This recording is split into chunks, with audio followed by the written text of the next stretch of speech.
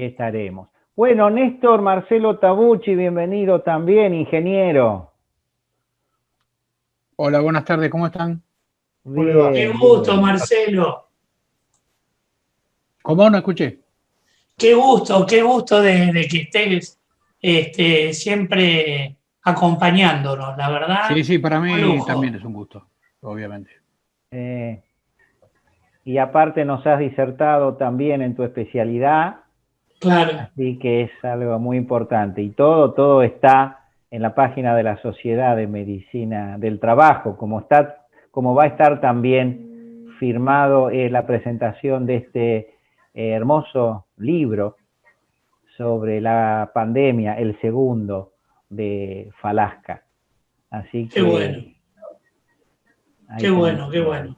Sí, aparte le Bueno, comenté y personalmente que tenía mucha relación, algunos temas estaban muy relacionados, prácticamente todos. Y eso claro es lo que sí, importante en la interdisciplina.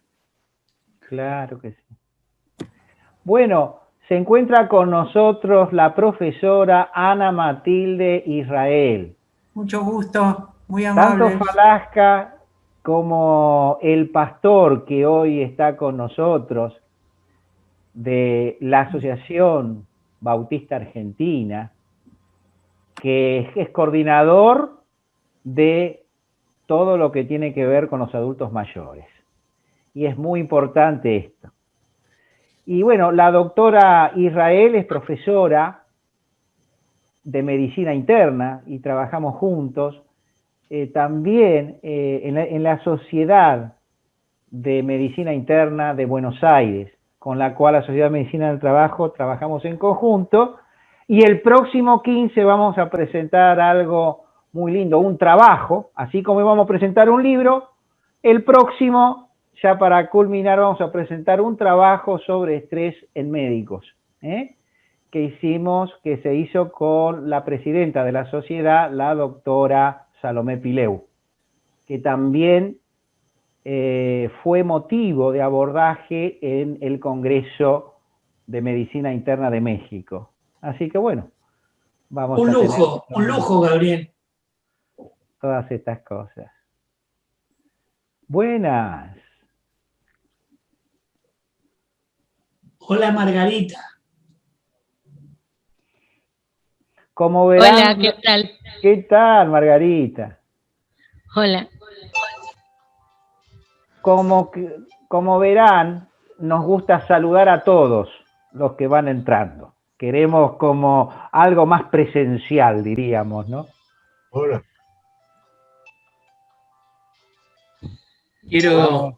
Quiero saludarlo muy especialmente al doctor Federico Marcó. Hola, Federico. Sí. Hace años que no nos veíamos. No sé si tenés el audio apagado. Federico, sí. ¿Quién está hablando? Carlos Falasca. Carlos. Falasca, el orador de hoy, al cual conocés también. Muy bien. Sí, vos sabés que también, estimado doctor Falasca, hemos hecho un convenio, marco de Falasca, colaboración mirá vos. entre la Sociedad de Provincia y la Sociedad Argentina para trabajar en conjunto en medicina del trabajo en muchos temas. Así que bueno, Me parece muy bien. siempre Yo hice está en la con soci- nosotros. Es infaltable el profesor Marcó, del cual hemos Gracias. aprendido mucho también. Yo Gracias, hice gracias. en la Sociedad de Medicina del Trabajo de la Provincia de Buenos Aires, justamente con Marcó, con Werner, con todos ellos hice la especialidad. Claro Hace unos que cuantos sí. años. Sí, Sí, sí, yo, sí. yo me acuerdo de vos. Bueno, espero que bien. Han pasado muchos Sí, años, ¿eh? Han pasado años. sí, sí, sí, sí. Han pasado años. Muchos veranos. Mucho verano, mucho verano. Pero como yo digo, es un poco más de experiencia y juventud. Claro que sí. Nos podemos sentir bien, es algo que nos ha dado Dios. Claro que sí. Así Vos es. sabés, Federico, Rubén Carracedo, Federico Marcó es profesor también de medicina interna y siempre los hemos estado en nuestros congresos, ya sea de la sociedad de provincia, como también los congresos internacionales en academia y en la Asociación Médica Argentina y otros lugares. Es un gran referente de la medicina del trabajo también, del cual hemos aprendido. Y querido Federico, marcó Rubén Carracero, como ya lo vamos a presentar, es pastor y es el coordinador de los adultos mayores de la Asociación Bautista Argentina. Así que hoy vamos a tener una oración por él y bueno, y siempre está con nosotros en Acsai y hoy lo hemos invitado para que esté con nosotros. Federico es el decano. Claro, tú eres el decano de Medicina del Trabajo. Claro que sí, claro que sí. Junto a otros grandes hombres. Y Federico estuvo muy bien, mi querido Fico, estuvo muy bien disertando en el congreso que veníamos anunciando todo este tiempo, como 6, 7 meses, que se hizo ahora del 2 al 4 en el hotel este maravilloso de Capital, pero que se hizo en forma virtual. Y la verdad que estuvo muy, muy interesante, muy, muy positivo. Claro que Vos sí. estuviste también, Gabriel. Sí, Pero sí. yo la verdad que tuve una situación muy distinta en esto de lo virtual. Ustedes pueden imaginar 5 mesas con 5 temas distintos simultáneamente. Claro. Claro. Se puede. Eso sí, únicamente se puede hacer con esto. Porque de otra manera tenés que tener 5 salones. Claro que sí. Acá se hizo un solo salón esencial, con gente que era de la capital, de Buenos Aires y provincia. Y los otros 4 estaban en distintos lugares.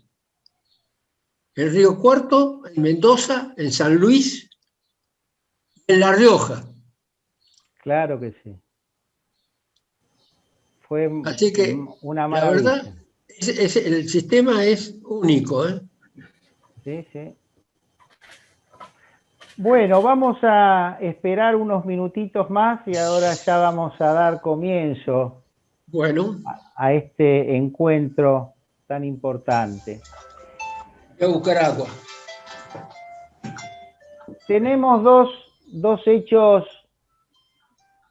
y antes de dar la palabra a Rubén Carracedo para que tenga una oración y un breve pensamiento bíblico. El señor Stern, al cual viste primero, el que coordina todo este evento, esta mañana tuvo que llevar a su señora a internar por un dolor de pecho. Y gracias a Dios, hemos estado orando algunos, y gracias a Dios todo está encaminado.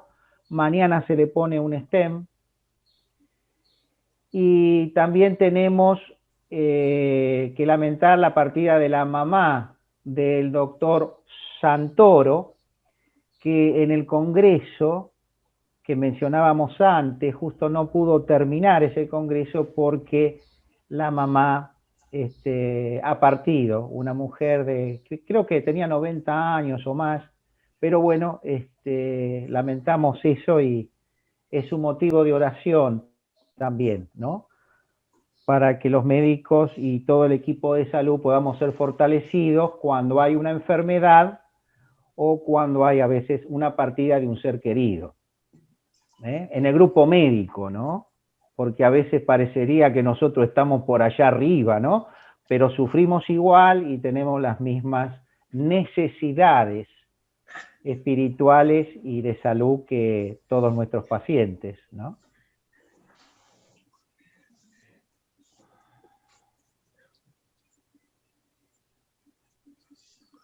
Bueno, don Alejandro Ester, ¿qué le parece? Esperamos que... Adelante, vamos comenzando por la oración del día.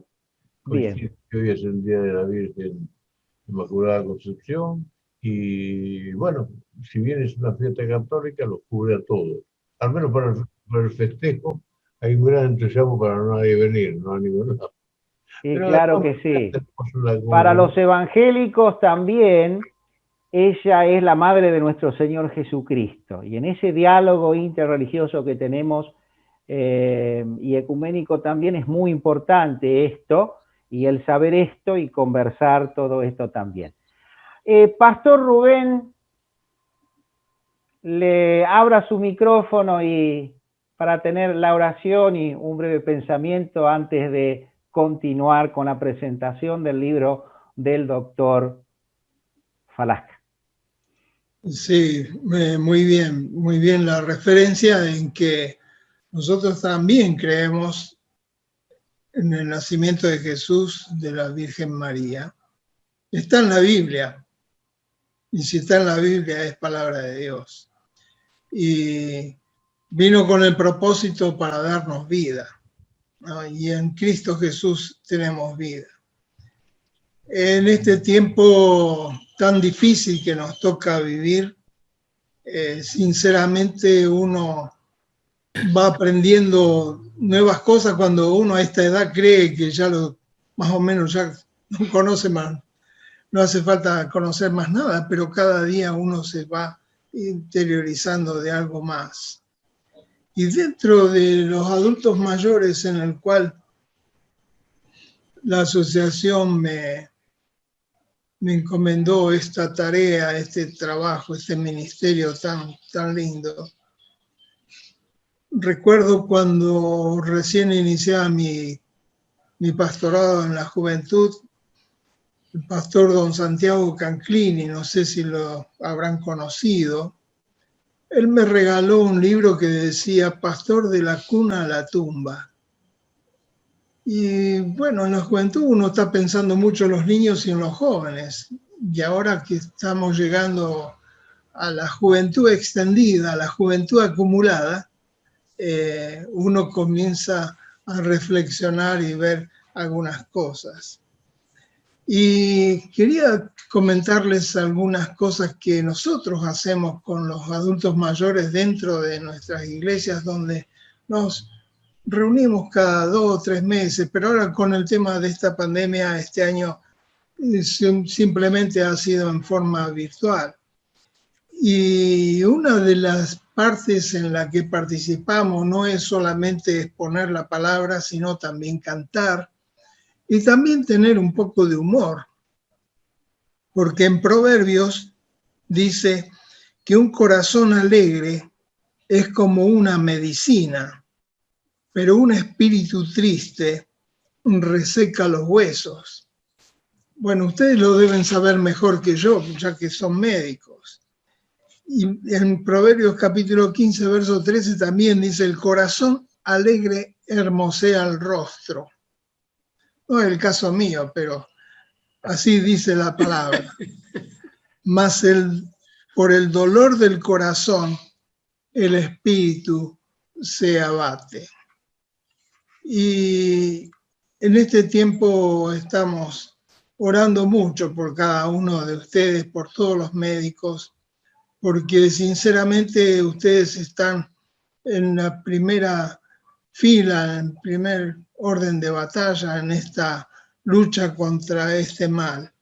Y todas las iglesias estamos unidas en este clamor, no solamente por ustedes, sino por todos los médicos en el mundo, para que Dios les proteja de todo mal y también les dé sabiduría para poder diagnosticar y medicar correctamente a cada uno de los pacientes.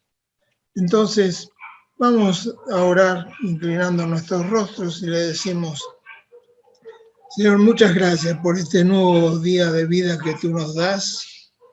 Gracias por que Jesucristo un día vino a la tierra, habitó entre nosotros, murió en la cruz, pero también resucitó y vendrá otra vez.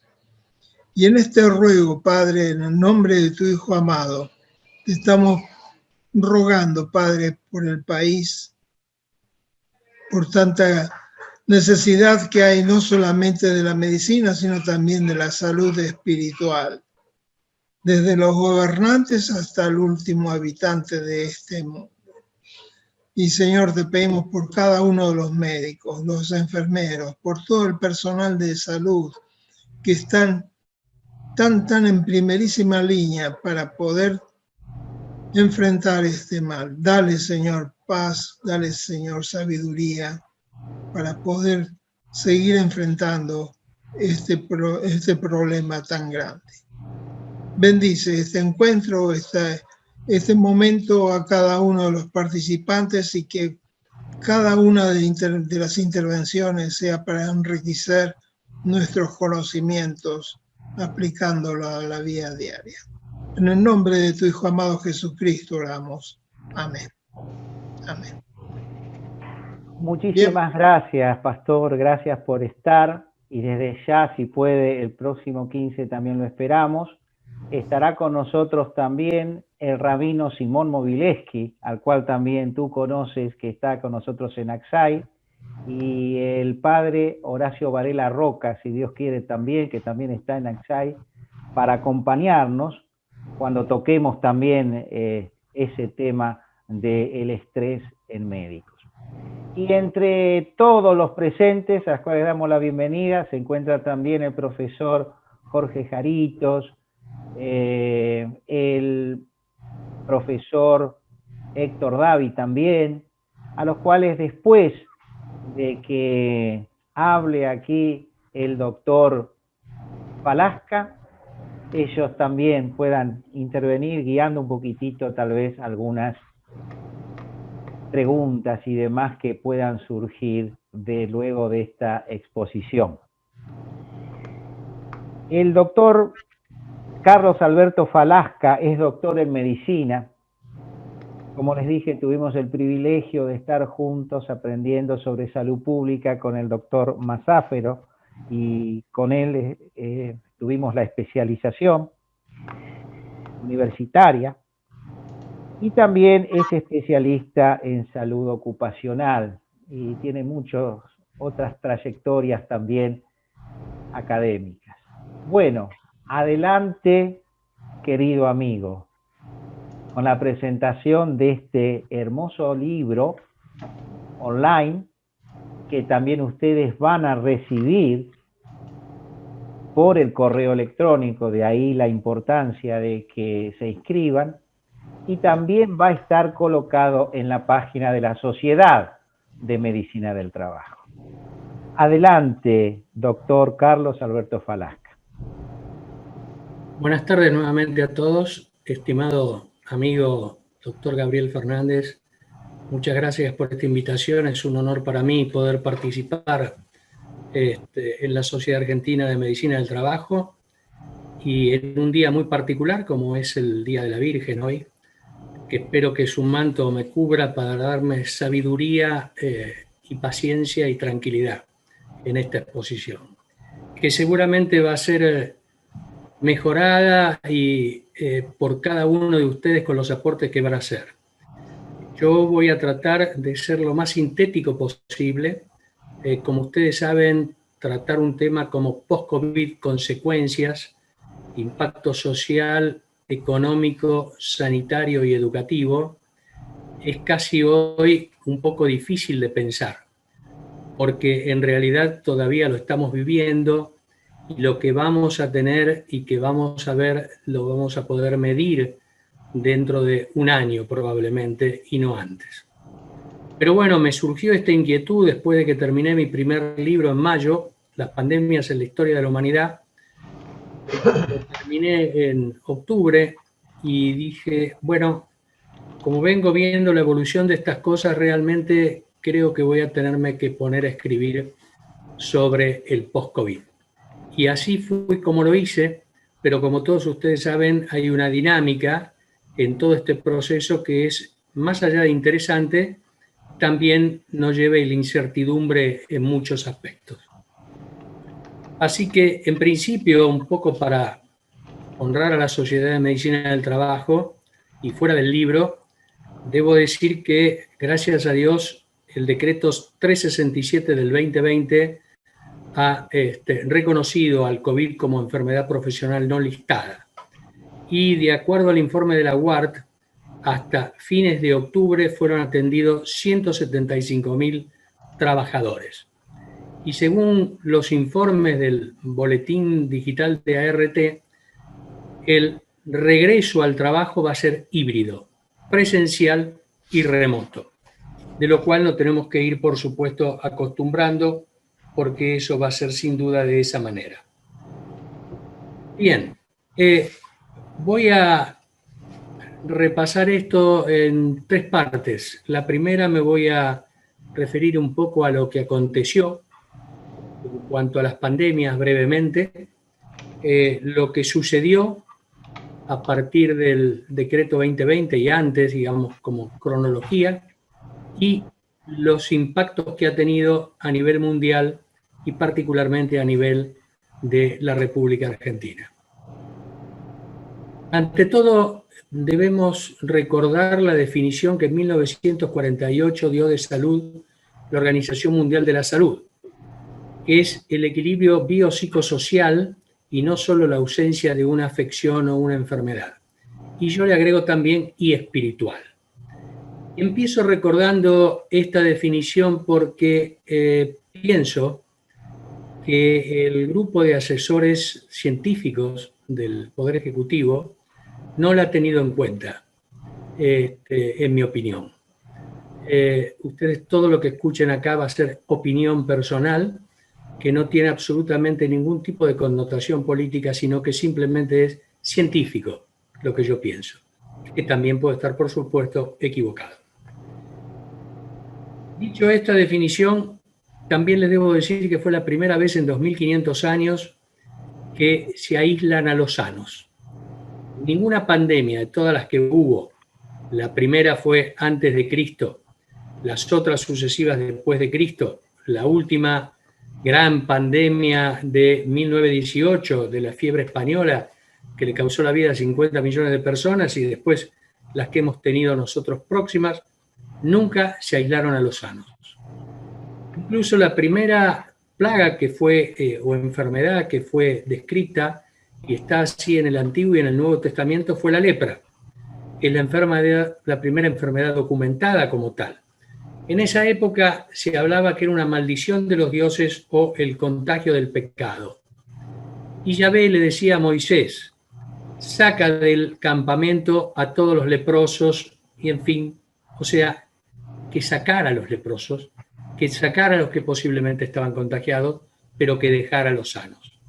De la misma forma, Hipócrates en el siglo V antes de Cristo y Galeno en el siglo II después de Cristo decían: vete lejos, vete rápido, tarda en volver. A los enfermos, no a los sanos, a los enfermos. Y hay que recordar también algo del juramento hipocrático que tampoco creo que sea aplicado. Es el primum non nocere, el cual nosotros hemos jurado: primero no dañarás. Entonces creo que también esto ha sido olvidado, porque creo que el daño que se ha hecho en la población desde el punto de vista social, económico, educativo, ha sido muy grande y probablemente va a tener consecuencias probablemente peores que a las del mismo. Por lo tanto, cuando el comité científico dijo la economía es secundaria y vamos a hacer esto en defensa de la salud, para adecuar el sistema sanitario, para aplanar la curva, para evitar muertes prevenibles, en fin, dijo todo eso. Después veremos qué sucedió. En las pandemias en la humanidad muy pocos sobrevivieron, y de ahí se acuñó la frase que muy pocos sobrevivieron para enterrar a los muertos. Como le dije, morían 50 millones y demás. Toda epidemia es un estado de vulnerabilidad del ser humano en su relación con el medio ambiente y con otras especies, particularmente las zoonosis, que son el punto de partida de todas las epidemias. El mundo en el siglo I después de Cristo tenía 250 millones de habitantes. En la actualidad tenemos 8.000 millones de habitantes. Este gran crecimiento demográfico con ciudades densamente pobladas, urbanizaciones descontroladas, vías rápidas de comunicación, aumento del contacto entre humanos con murciélagos, que son los reservorios naturales de los virus, el cambio climático, las guerras, las migraciones, las inequidades y las desigualdades sociales han aumentado la pobreza persistente. Nosotros tuvimos noticias de esta epidemia cuando en Guam, ciudad de la provincia de Hubei con 11 millones de habitantes, que es una de las 10 economías más grandes de China, se hace la primera, está el paciente cero. El contacto entre heces y sangre de animales que son recién sacrificados porque la gente quiere comprar animales frescos, da lugar al primer contacto. Hay que recordar también que ese aeropuerto de Wuhan tiene vías directas de comunicación y en el 2016 tuvo 20 millones de pasajeros con Nueva York, con París, con Londres y con Dubái. Así nació el paciente cero, donde faltó la inmunidad natural, que es, al ser un virus nuevo, no existía y fue muy fácil la difusión comunitaria. En fechas próximas, 2003 y 2016, hemos tenido también otros problemas, como la gripe aviar, el SARS, síndrome agudo de insuficiencia respiratoria, el ébola, el MERS. Todos ellos sucedieron, pero nunca se aisló a los sanos. Nunca se aisló a los sanos. Y ustedes han escuchado que al principio de esta pandemia se ha hablado de muchas teorías conspirativas. Que fue tal, que fue el otro, que sacó el virus, que le puso, que lo sacó, que lo difundió. Bueno, en realidad yo le digo que las plagas generan un enorme desafío intelectual y espiritual. Y el mundo globalmente vive rodeado de virus, bacterias, hongos y parásitos. Y el mundo no estaba preparado para esta contingencia. No lo estaba preparado. Y la OMS y otros organismos lo habían advertido en el 2005, Estados Unidos en el 2006, otros organismos internacionales en el 2007 y 2008.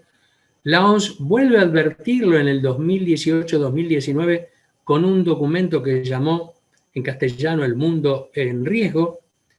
Es decir, las advertencias existieron, pero como nada sucedía, los gobiernos disminuyeron, bajaron los brazos, quitaron los recursos para esas posibles pandemias que se hablaba y obviamente sucedió lo que vivimos hoy.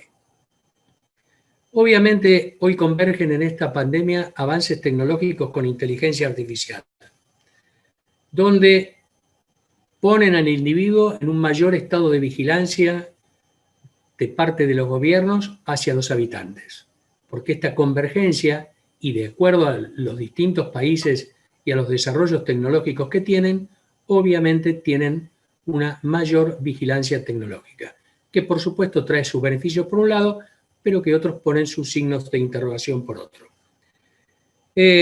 Para darle un poco de más claridad a todo esto, en Estados Unidos hay 14 laboratorios de bioseguridad 4, de nivel de bioseguridad 4, que se dedican al estudio de patógenos muy agresivos.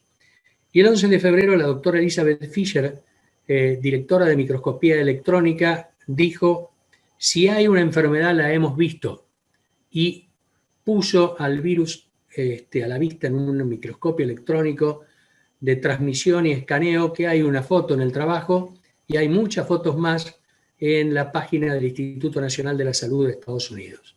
Es decir, este virus que había sido aislado de un paciente en Estados Unidos, digamos, le puso, como dice la doctora, nombre a la enfermedad, y donde dice también que tiene características muy similares al SARS y al MERS, porque también tiene coronas, como tienen todos los coronavirus que se conocen como tal, por todos los picos que nosotros hemos visto en la foto y conocemos.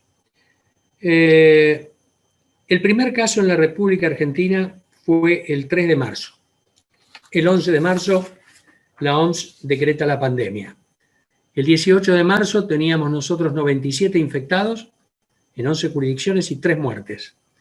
El 19 de marzo, el DNU 297-2020 da lugar al ASPO, el aislamiento social preventivo y obligatorio, hasta el 31 de marzo, y el 10 de marzo ya se habían cerrado las escuelas. En ese, obviamente, decreto de necesidad y urgencia,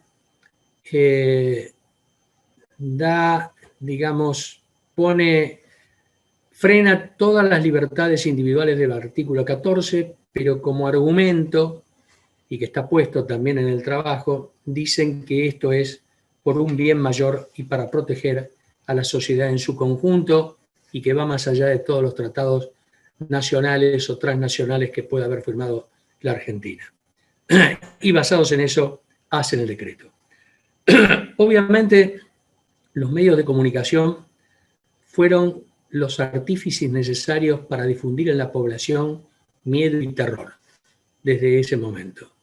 Hemos estado cansados, llegó un momento, les digo francamente, que yo dejé de verlo porque era todos los días ver números absolutos, como ustedes los habrán visto, número de muertos, muertos por millón, y estamos mejor que A o B o peor que tal o de cual cosa y demás, y que, bueno, como ya veremos después cuando hable de los impactos sanitarios, todo eso no sucedió. El 26 de septiembre salió un artículo, de la Organización Mundial de la Salud en conjunto con UNICEF, que habló de infodemia. ¿Por qué? Porque había en el mundo una cantidad de sobreinformación y mala información y desinformación que advertía a todas las personas y a todos los países que realmente todo eso ponía en peligro a los habitantes porque estaban desinformados, mal informados, y era lo peor que podía pasar en ese momento, y que tuvieran muchísima precaución en esto. Esta pandemia obviamente causó un impacto muy grande a nivel mundial en forma sincrónica. Fíjense que se considera que en los primeros 5 o 6 meses se perdieron 22 trillones de dólares del PBI, 22 trillones de dólares. Y dentro de los temas sanitarios, nosotros venimos diciendo en distintas disertaciones, y también lo ha dicho varias veces el doctor Pérez Baliño al respecto, y que le hemos dado mucha importancia al tema de las enfermedades crónicas prevalentes, como enfermedades concomitantes o preexistentes en un individuo que podrían ser la causa de muerte y no ser el COVID el causante de la muerte. En 26 de septiembre en la revista Lancet se publica El COVID no es una pandemia, y Richard Horton lo llama sindemia.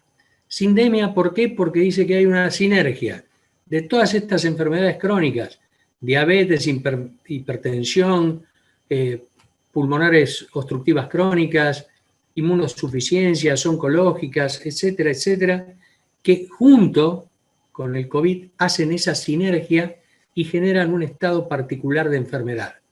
Por eso decimos que hay muchas personas que probablemente se han muerto con COVID y no por el COVID. Pero realmente esto no lo vamos a saber porque necesitamos una desagregación de datos, y nosotros sabemos que en salud pública desagregar los datos es fundamental, y el gobierno se ha mantenido en no desagregar ningún dato, sino simplemente de hablar de porcentajes. Y el otro día, en una de las charlas que el doctor Pérez Baliño dio en la sociedad, puso al grupo de 30 a 40 años como el de mayor cantidad de contagios, y después al de menor cantidad de contagios arriba de los 70, pero ahí hay mayor cantidad de muertos, probablemente por enfermedades concomitantes. Tema que el CDC, el Centro de Prevención de Enfermedades de Estados Unidos, ya lo había advertido, de que el 70% de las muertes por COVID podían deberse seguramente a enfermedades crónicas y no al COVID en sí mismo. Por otro lado, este impacto sanitario obviamente va a influir mucho en las personas, y hoy tenemos que saber que hay un aumento importante de las enfermedades crónicas no transmisibles en el mundo, sobre todo la obesidad, y un aumento de las desigualdades socioeconómicas e inequidades. Hoy en el mundo tenemos 1.000 millones de personas pobres, o sea, de las cuales un tercio tienen enfermedades crónicas no transmisibles. Y tenemos un 40% de la población infantil desnutrida. Por lo tanto, los problemas de alimentación, vivienda, salud y de educación, en una situación como esta, lógicamente se van a agravar. Por lo tanto, necesitamos tener una visión mucho más amplia para realmente poder evaluar esto y verla desde el punto de vista de la educación, el empleo, la vivienda, el hacinamiento, la alimentación, la calidad de la alimentación, no solo la cantidad, el medio ambiente, cloacas, agua corriente, falta de cobertura médica, lo que nosotros en salud pública llamamos los determinantes sociales de la salud, que en realidad son los factores o variables que hacen a la multicausalidad de la pobreza. La pobreza no es simplemente, como hace el INDEC, un cociente entre el costo de la canasta básica y el ingreso de una familia tipo. Es eso más todo esto que les acabo de decir. Eso es lo que realmente hace a una persona pobre.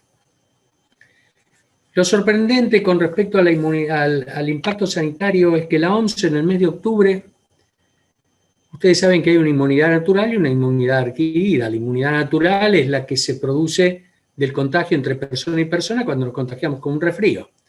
Y dentro de lo que se conoce como la teoría epidémica y la metodología epidemiológica, desde el año 1896 tenemos un agente causante que es el virus, un huésped que es susceptible y un ambiente o geografía que es totalmente heterogénea en todos los países, regiones, jurisdicciones y demás.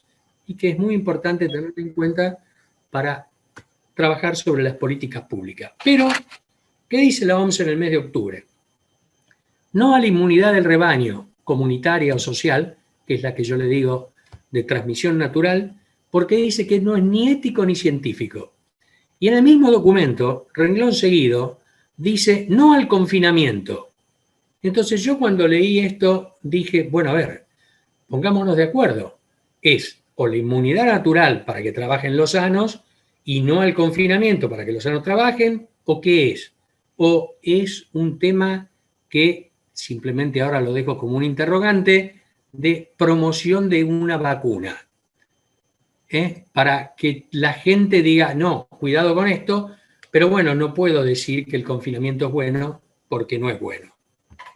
Por lo tanto, el método epidemiológico no se ha aplicado en nuestro país en absoluto y para nada. El rastreo, testeo y aislamiento no ha sido una de las características que hemos tenido. También ha habido en el mes de octubre otra declaración, la declaración de Barrington, un grupo de científicos, psicólogos, ingenieros, médicos, epidemiólogos, sanitaristas, donde dijeron no al cierre de comercios, no al cierre de escuelas, todos tienen que volver a la actividad en forma normal y las cosas deben continuar. Esto desde el punto de vista global en el aspecto sanitario. En el aspecto de la educación, la UNESCO dice que hay 1.600 millones de alumnos en 194 países, de los cuales el 90% de los alumnos estaban matriculados y no tuvieron clases. 1.600 millones de alumnos.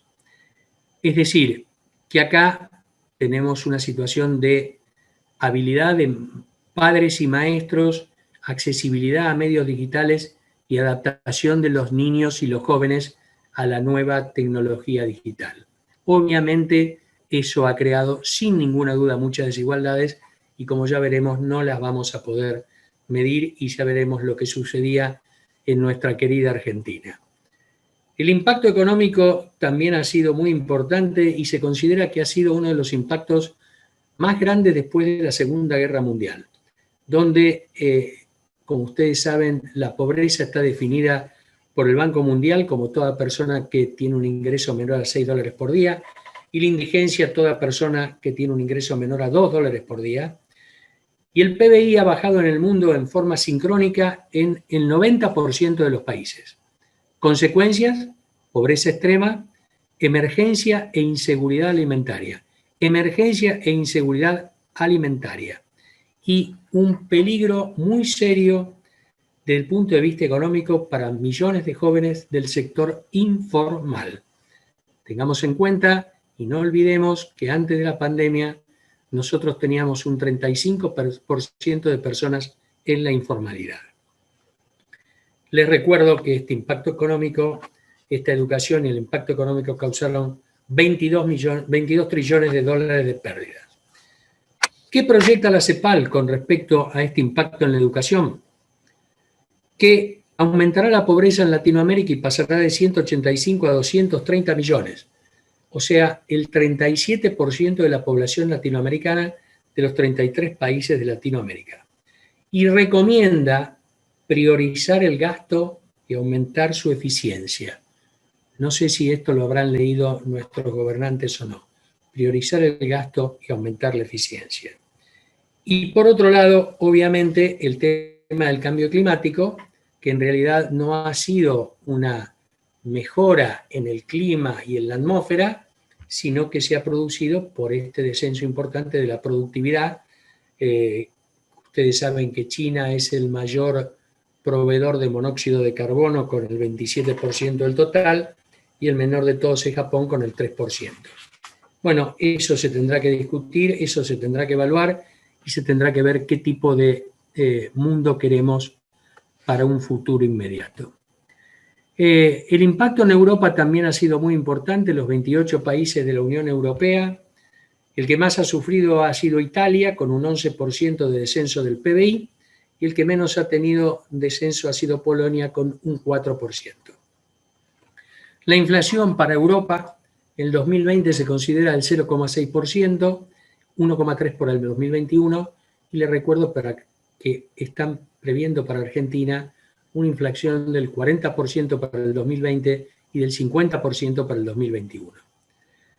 A todo esto, la Unión Europea, en su reunión en Bruselas, hace ya algunos meses, lograron un paquete de ayuda de 750.000 millones de euros para los diferentes países de acuerdo a las dificultades que hubieran tenido. 750.000 millones de euros. Esto obviamente ya les habla que los países han tenido una respuesta en cuanto a la fiscal muy diferente de acuerdo a sus posibilidades desde todo punto de vista. Y con respecto a Estados Unidos, le digo que la Cámara de Comercio, ustedes saben que la recuperación se habla que puede ser en forma de V, en forma de U, o no haber recuperación en forma de L. Y la Cámara de Comercio dice que esto se ha transformado en una letra K. Miren ustedes, que es un descenso muy rápido de todo y después ve dos líneas que hacen la K, una donde dice ganadores y otra perdedores. Obviamente todo esto tiene que ser medido con el tiempo y faltarán muchos meses para que eso suceda. Ahora, con respecto a la Argentina en particular? Desde el primer DNU se han hecho 15 o más DNU.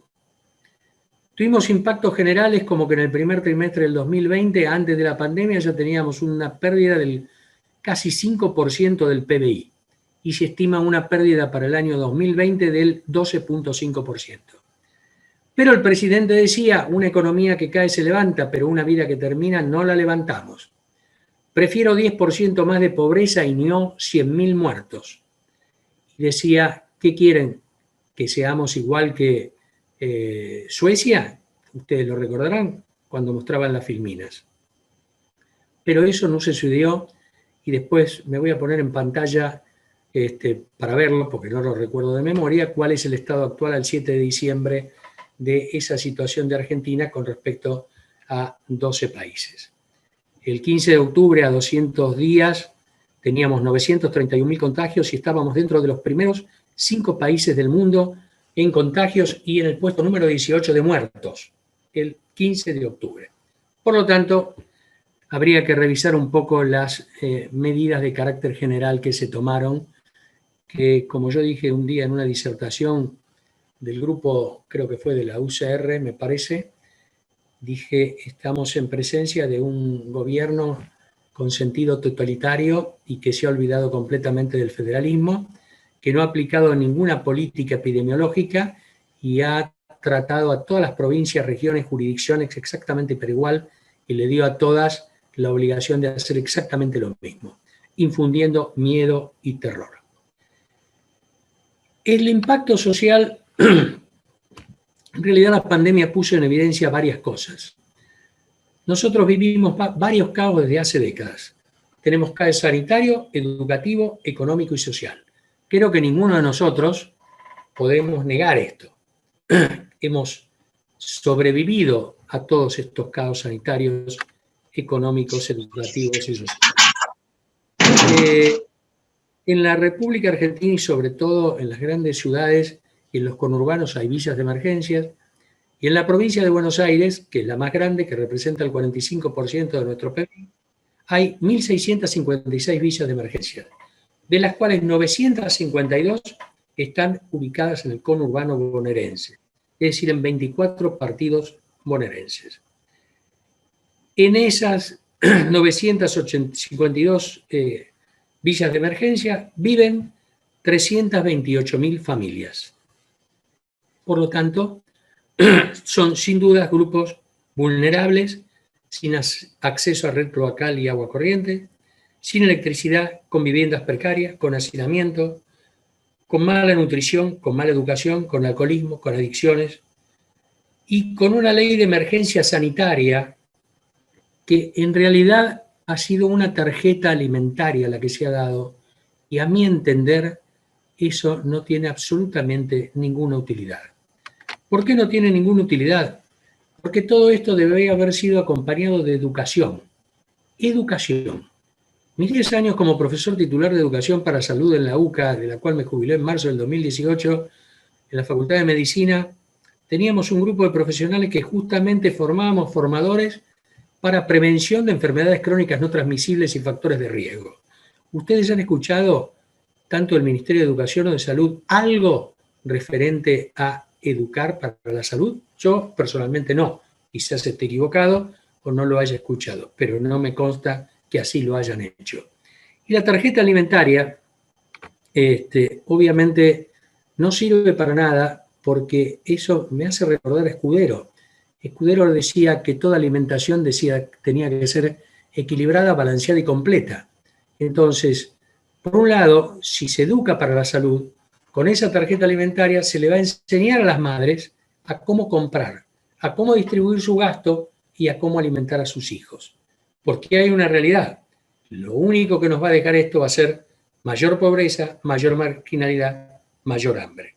O sea, la ley de emergencia sanitaria fue, diría yo, una ley política que en cuanto a resultados debe haber tenido muy pocos. Y lo peor es que todo esto condena a los más chicos y muchos van a morir a consecuencia de esa pobreza.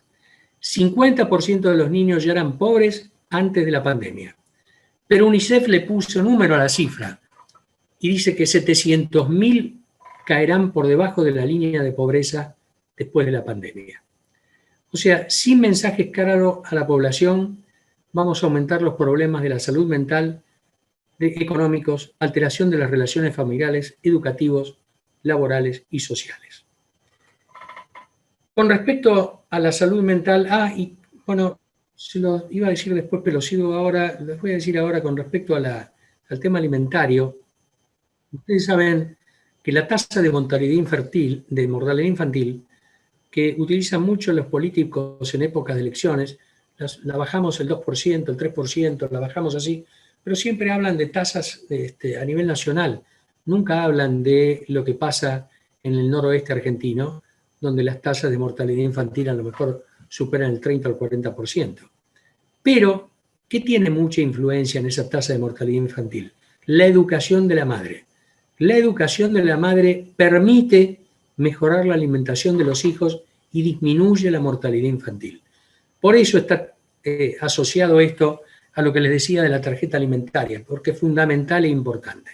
La educación de la madre, y después cuando hablemos de la educación y el impacto de la educación, ya vamos a ver lo que pasaba en el sistema educativo argentino antes de la pandemia.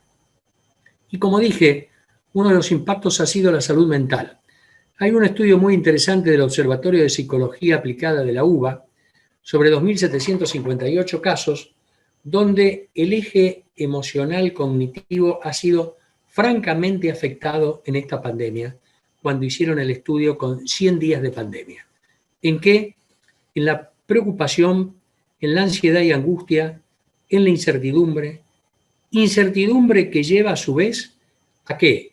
Incertidumbre en la salud, incertidumbre al trabajo, incertidumbre en la familia, incertidumbre económica, incertidumbre en proyectos futuros, incertidumbre que es incubadora de inseguridad, estrés, ansiedad, angustia, temor al futuro. O sea, la situación que no han evaluado el comité de científicos ha sido muy grave desde el punto de vista de la salud mental. Por otro lado, hay un informe de la Organización Mundial de la Salud donde dice que en una encuesta en la que participaron gran cantidad de países, 130, no sabemos si la Argentina participó o no de esa encuesta, el 73% de los servicios de salud mental fueron cerrados para que fueran atendidos las personas con COVID. Lo mismo pasó, como bien lo dijo el doctor Pérez Baliño, con servicios de cardiología, con servicios de oncología, con distintos servicios, y que se aumentó el número de muertos por esas causas debido a que los pacientes debieron esperar.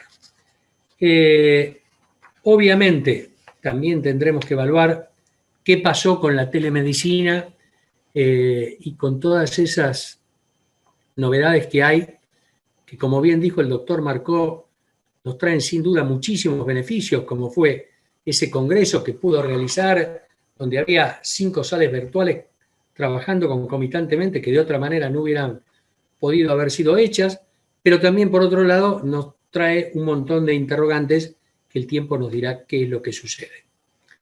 Con respecto al impacto económico en Argentina, no nos tenemos que olvidar que tuvimos 9 defaults. 2 en el siglo XIX, el primero en 1827, 5 en el siglo XX, 2 en el siglo XXI, y todo esto, obviamente, además, tenemos una recesión desde el año 2018. La Argentina estaba en recesión desde enero del 2018. En esa época, 2015-2019, cerraron 24.500 pymes. Hasta fines de agosto de este año cerraron 61.000 pymes, de acuerdo al Ministerio de Trabajos. Ustedes saben que de las 650.000 pymes dan el 99.6% de las unidades económicas, dan el 70% del empleo, el 50% de las ventas. Tanto es así las quiebras que ha habido que la AFIP, que esto me lo ha comentado un abogado amigo, ha creado una dirección de quiebras, porque tenía que dar lugar a estudiar la cantidad de quiebras que tenía. Y, lógicamente, ahora tenemos el 50% de trabajadores en el sector informal, que esto no es poca cosa, porque este sector informal no puede usar medios virtuales.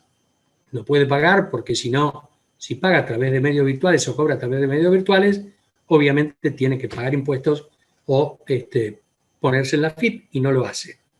Y además, este 50% de trabajadores lo van a dejar sin cobertura de salud, de obra social o de prepaga, que también vamos a tener que tener en cuenta porque van a tener que recurrir a los hospitales, a nuestra infraestructura hospitalaria que es decadente, que funciona gracias al recurso humano, que ha puesto todo lo mejor y que ha dado su vida por la cantidad de muertos que ha habido, que creo que han superado los 300, y también por la cantidad de contagios que ha sido muy grande.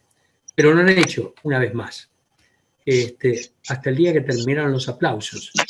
Yo no recuerdo haber escuchado, y escuché pocas reuniones del jefe de gobierno y de los que lo acompañaban, agradecer al equipo de salud en forma real y concreta y seria, y por lo menos decir que se iban a ocupar de ellos. No lo escuché nunca yo.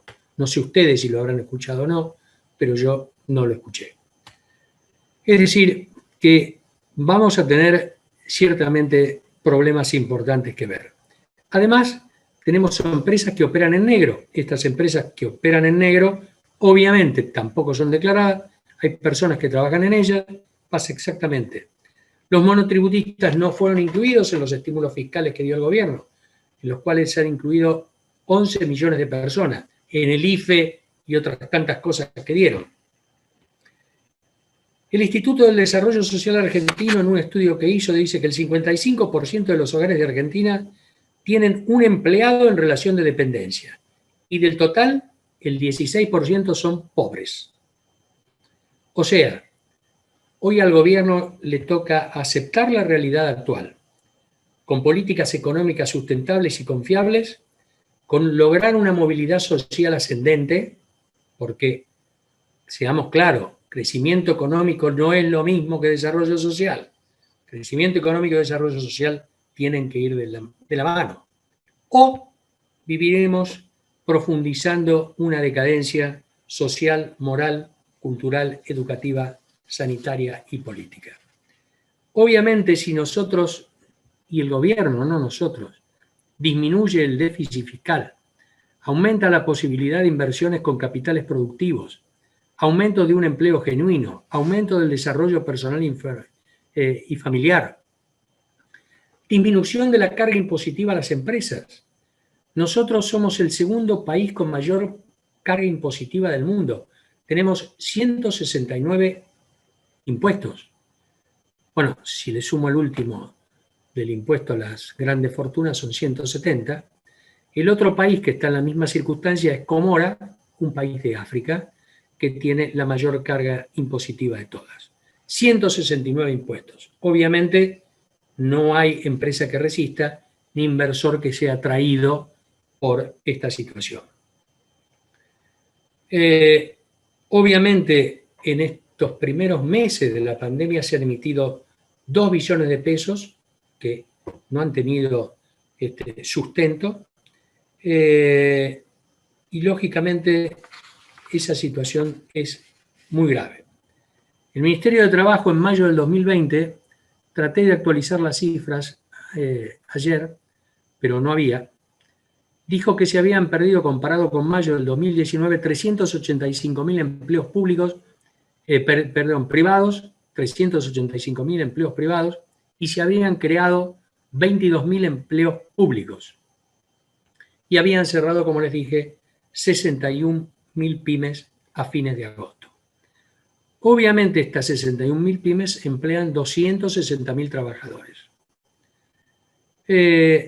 Obviamente no ha habido paritarias, tampoco también se han suspendido las jubilaciones, los salarios han disminuido por efecto de la devaluación y la inflación, ha disminuido un 50% la recaudación impositiva de aportes e ingresos, aumento de los problemas de salud mental, ya le dije, trastornos oncológicos y demás. Y todo esto ha generado un estado de incertidumbre en la población que ha llevado a una grave tensión y a una división social. Según la Organización Internacional del Trabajo, estima que solamente el 18% de los trabajadores del mundo tienen y están, preparados para realizar el home office, tareas a través de su casa. Solamente el 18%. El resto no. ¿Qué pasó con respecto a la educación? Con respecto a la educación es algo que me preocupa muchísimo, porque lo que les voy a decir ahora,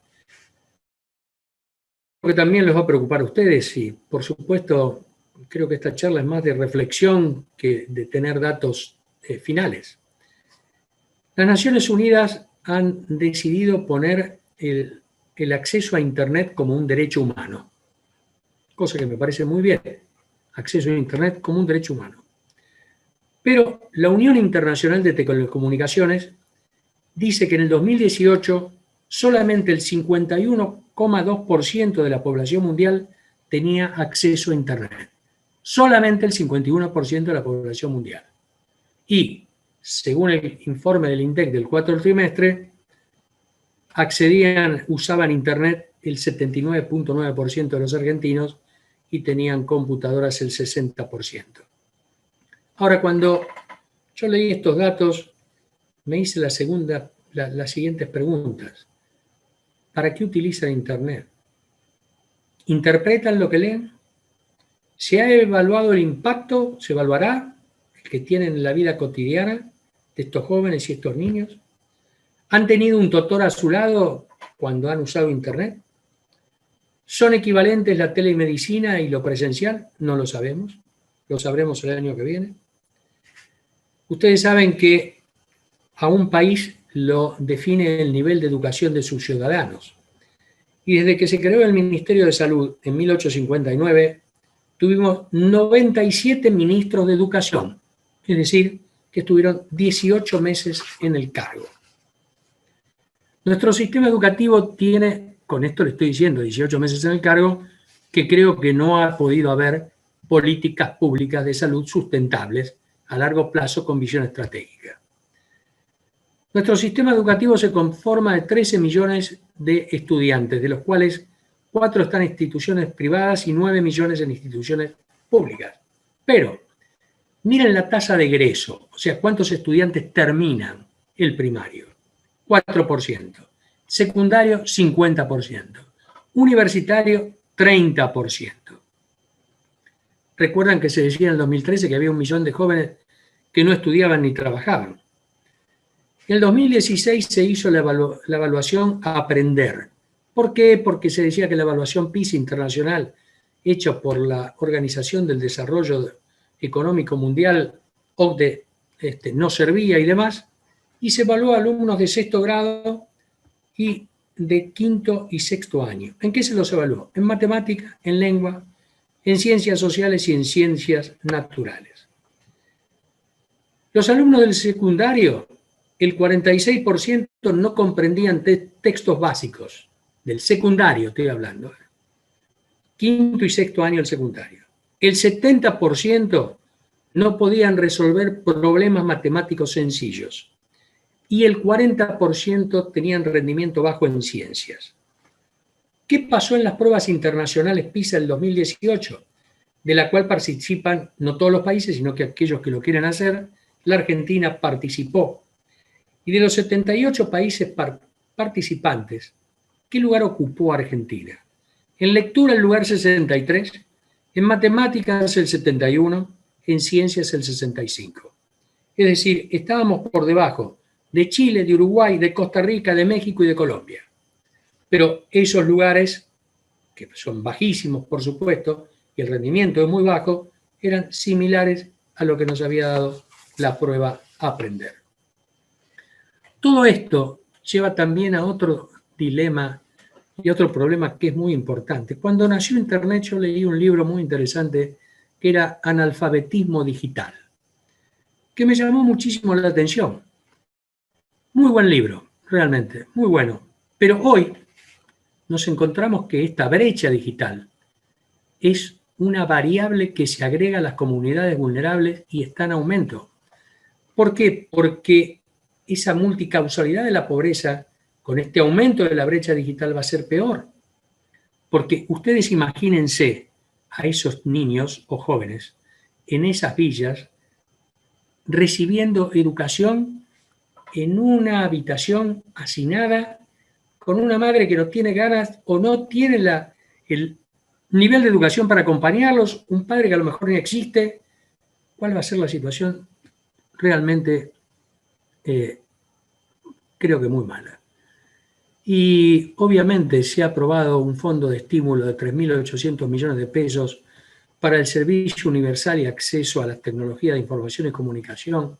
Todo me parece muy bien, aprobamos fondos, damos plata, ponemos esto, pero ¿qué hemos evaluado? ¿Para qué? ¿Para quién? ¿Cómo? ¿Qué le dimos? ¿Qué capacitación le dimos a los docentes previamente? ¿Qué le dijimos a los sindicatos, señores? Por favor, es fundamental capacitar al docente para esta nueva situación. No se ha hecho, para nada. Pero sí ponemos 3.800 millones de pesos. O sea, ya les dije antes que la tasa de mortalidad infantil y la educación van de la mano, al igual que la emergencia y el riesgo alimentario, y que eso crea exclusión social y económica. Hay otro libro muy importante que es ¿Por qué fallan las naciones? Cuando yo lo compré, estaba en Boston, siempre que llego voy y veo en Barnes & Noble qué libro nuevo hay, y me encuentro con este que estaba prologado por 8 premios Nobel. Gente del MIT y demás, dije, fantástico, lo voy a comprar, lo bajé en el Kindle, lo leí. Se los recomiendo, ya está en castellano, ¿Por qué fallan las naciones? Sumamente interesante, muy bueno, y ahí concretamente, en síntesis, lo que habla es países inclusivos social y económicamente y países exclusivos social y económicamente. Y nosotros somos un país exclusivo social y económicamente, no me cabe absolutamente ninguna duda, cosa que vamos a tener que revertir. No hablo ni de la teoría del derrame, ni del capitalismo, ni de... No hablo de nada de eso. Hablo de mirar la realidad tal cual es, sentarse, trabajar conjuntamente, transversalmente, multidisciplinariamente y ver qué sucede. Con respecto al impacto sanitario, Platón decía que el amor precede a la medicina. Y es muy cierto, porque nosotros los médicos sabemos muy bien que esa persona que viene a vernos por primera vez, ¿qué busca de nosotros? Fundamentalmente que lo sepamos escuchar, ganarse nuestra confianza, nosotros ganarnos la confianza de ellos, acompañarlos en los momentos más difíciles, y de alguna manera, como decía en su libro el padre Basso, Nacer y morir con dignidad, que también se lo recomiendo a los médicos, yo lo leí en la residencia, en la escuela de Finoquieto, muy interesante, acompañarnos a nacer y morir con dignidad. Eso también me preocupa porque no sé si la formación que están recibiendo nuestros estudiantes en el día de hoy en las distintas universidades públicas o privadas, y he participado de la actividad académica en las tres, no sé si es la misma que hemos recibido nosotros. No sé si las residencias tienen hoy la misma obligación, responsabilidad, pasión y mística que tenían años atrás. No lo sé. Creo que no. Por lo que veo, me parece que no. Pero con respecto al impacto sanitario, le digo algo importante. En noviembre del 2013 escribí un libro que es La salud pública en terapia intensiva, análisis y propuestas, que se lo puedo mandar también a Gabriel para que lo difunda, donde ahí dije, bueno, a ver, digo, me voy a poner a hacer un trabajo de investigación, ya no era un ensayo, desde el primer ministro, que fue Ramón Carrillo con la modificación de la Constitución Nacional en el 49, lo ponen a él como ministro, hasta nuestro último ministro de Salud en el 2017, que fue Lemus. De ese total y en ese periodo, 1949-2017, tuvimos 47 ministros de salud. El promedio de permanencia en el cargo fueron 16 meses. O sea, la primer condición para que no haya una política de salud pública sustentable es que yo en 16 meses no puedo hacer absolutamente nada. Porque primero voy a mirar cómo destrozo lo que hizo el anterior y después me puedo ver qué me interesa hacer para mí. Pero políticas de salud pública serias, yo le digo, en esa lectura que fue muy ardua, rescaté a 3 ministros y sin ningún tinte ideológico. A Ramón Carrillo, que estuvo 9 años en el cargo, a Noblía, que fue ministro de Frondizi, que realmente hizo cosas sumamente importantes, entre ellas poner la residencia de medicina, y a Oñatibia con el doctor Ilia. Después no vi nada, vi altos y bajos permanentemente en cada una de las cosas. En ese periodo tuvimos 30 años de gobiernos peronistas, 20 años de gobiernos militares, 12 de radicales, 4 de Juntos por el Cambio. Y de los 47 ministros, 30 fueron médicos. No les voy a dar la lista, la tienen en el libro, de qué fueron los demás, pero tuvimos politólogos, militares, sindicalistas, empresarios, ingenieros, geólogos. Es decir, todo esto realmente nos hace reflexionar de que nuestra situación frente a la pandemia no fue una situación, como dijeron en algún momento, hemos hecho más de lo que se ha hecho en 200 años. hemos puesto la salud pública a nivel de, por favor, digo yo, los que realmente conocemos un poco el tema, hemos caminado y transitado por hospitales en la capital y hemos visto, como me ha tocado a mí 2 años y medio en el exterior, ver en Francia y ver en Estados Unidos lo que realmente es un hospital y cómo se administran los recursos. Bueno, vuelvo a repetir, nuestro recurso humano es lo más valioso que tenemos. El resto, como le dije un día a un ministro de salud, que lo había ido a ver por un tema de un desarrollo de un hospital universitario en Pilar para la Universidad de El Salvador, que hoy está su sede de Pilar ahí, le digo, doctor, ¿por qué no cierra los hospitales? Tantos. Me dice, ¿cómo me dice eso? Sí, doctor, le digo. Porque usted empieza arreglando la caldera en uno, después el ascensor en otro, después el cuarto de máquinas en otro, y así vuelve, y cuando vuelve al primero se rompió de nuevo la caldera. Y bueno, no, ¿por qué no hace una redistribución de la gente, pone los hospitales como corresponde y asigna los recursos como corresponde? Me dice, pero usted está loco con lo que me está diciendo. Eso era en los años 80.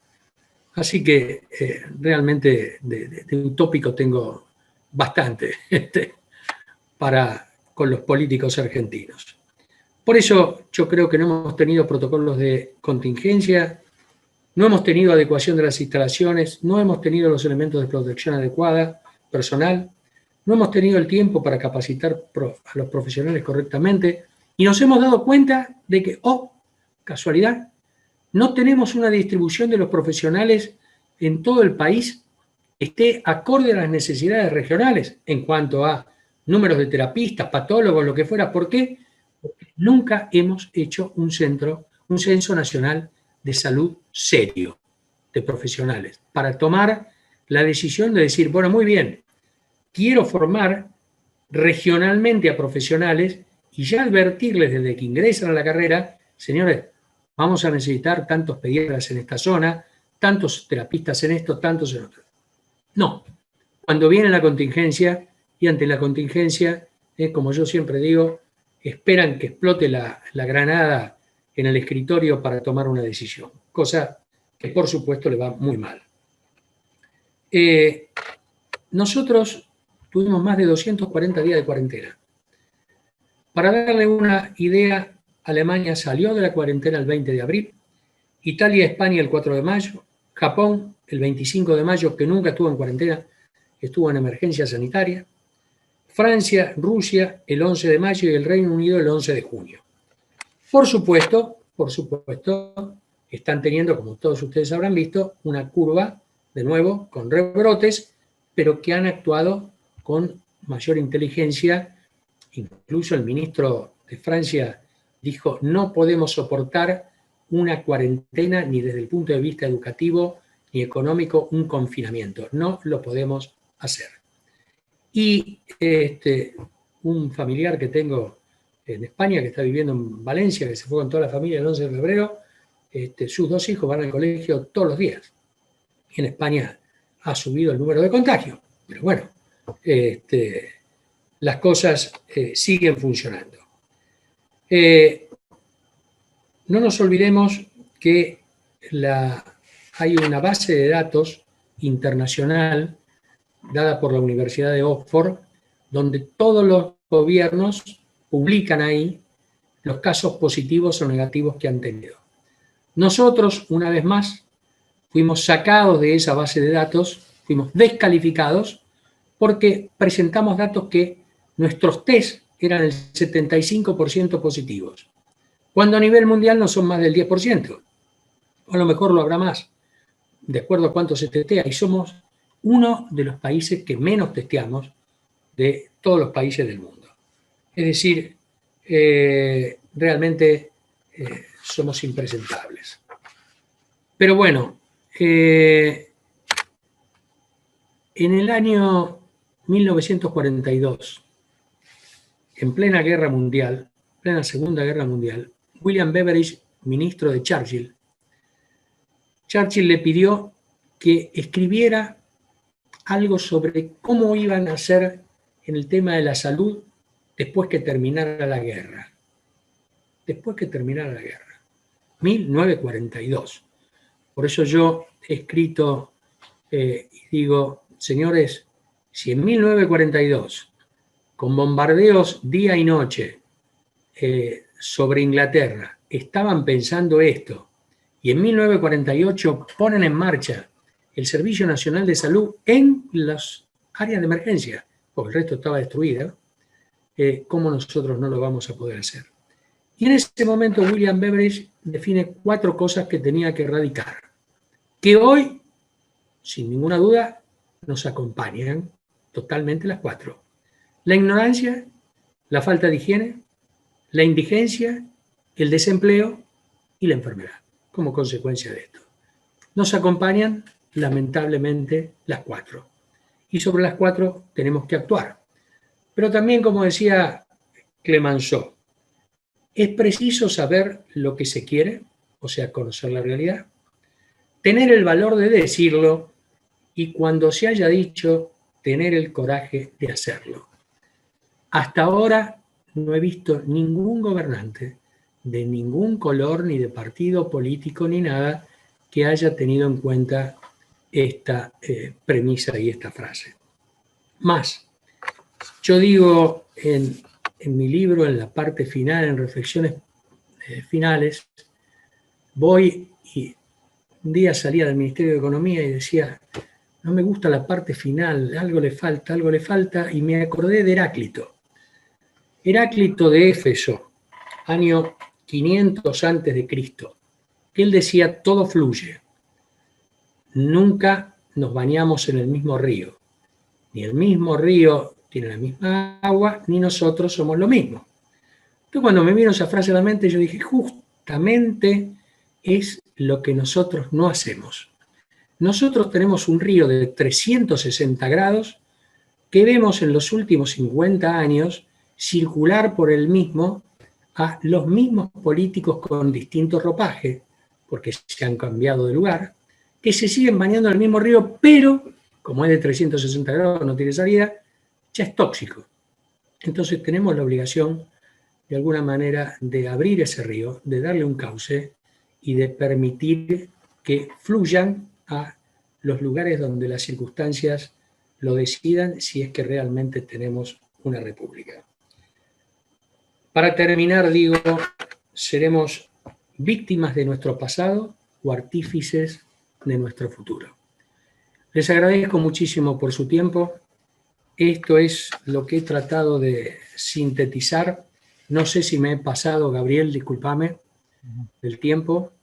Y ahora obviamente espero los aportes y las preguntas que serán mucho más interesantes de lo que yo les he dicho. Desde ya, muchísimas gracias y sentite parte. Como siempre les decimos a cada uno de los oradores, colegas que están, hay ingenieros, hay abogados aquí, hay empleados, te comento.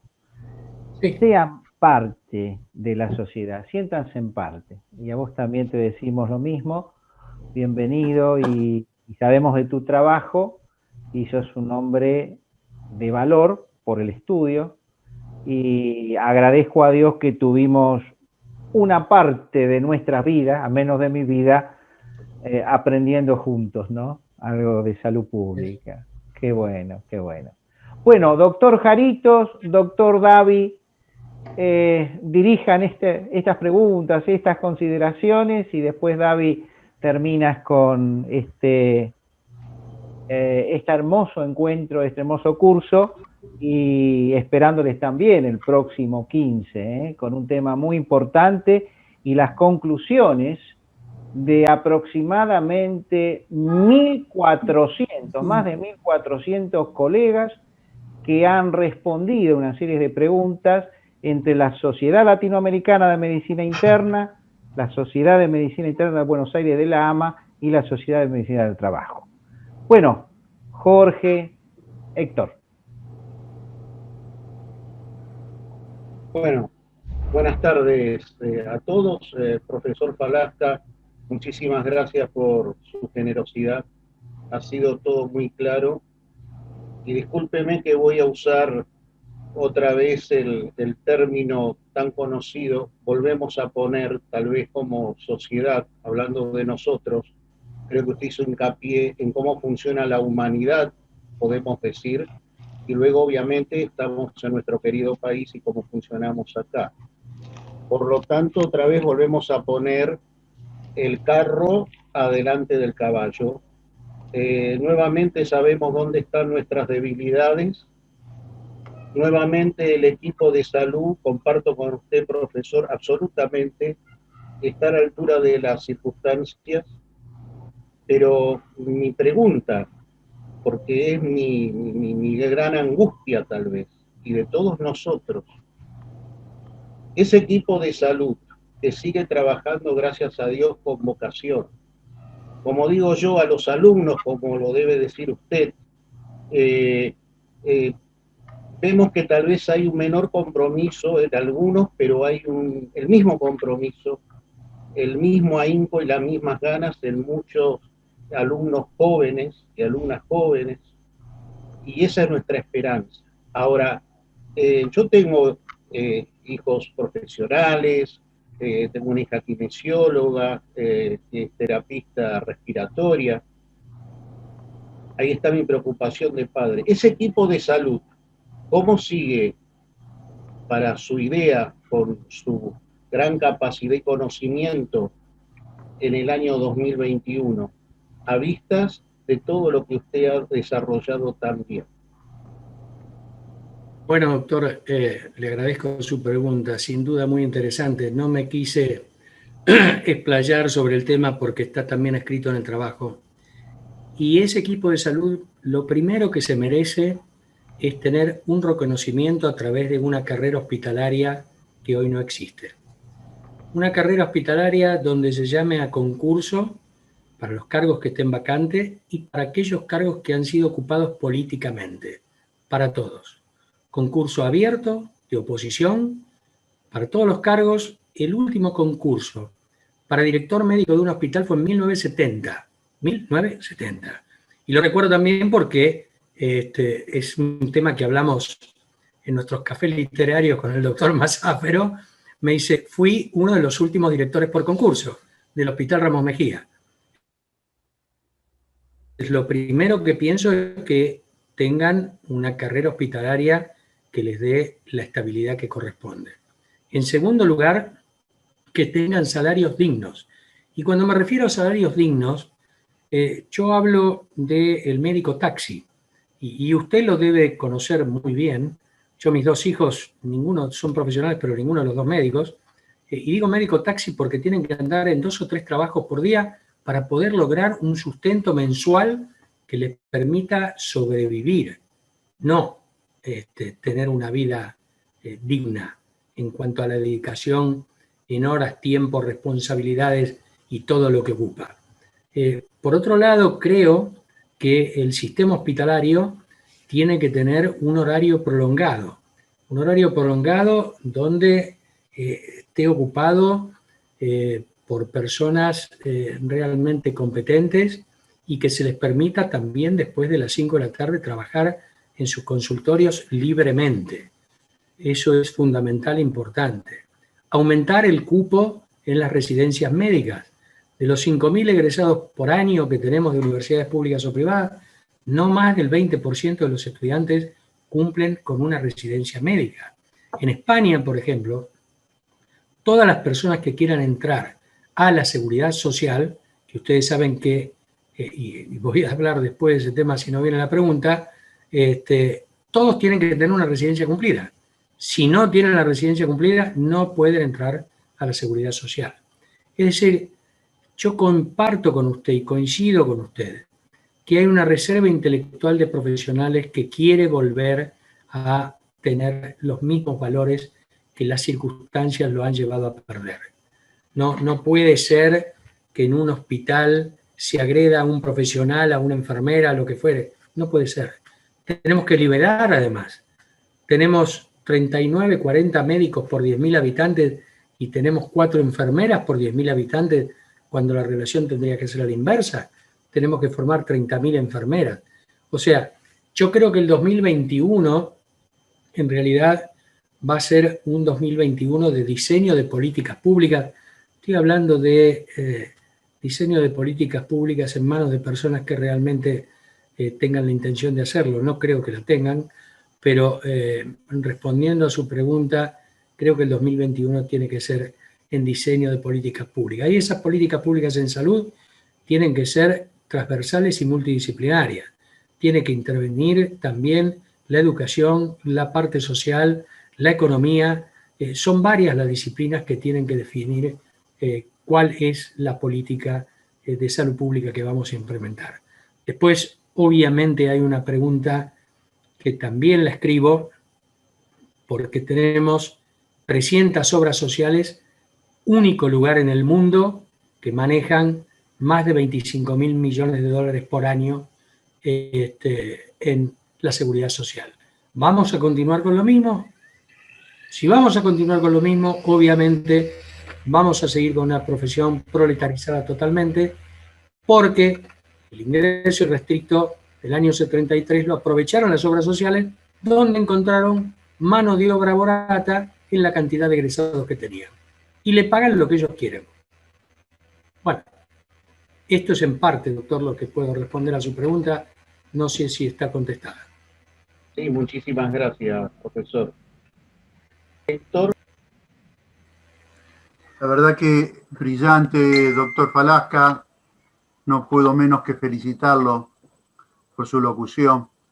Creo que ha tocado todos los aspectos, tanto lo económico como lo inherente a la salud pública, a la educación, etcétera. Y realmente me encantaría que exista un cambio en la salud pública en el 2021, pero con un 50% de inflación para el 2021 lo veo muy difícil, doctor.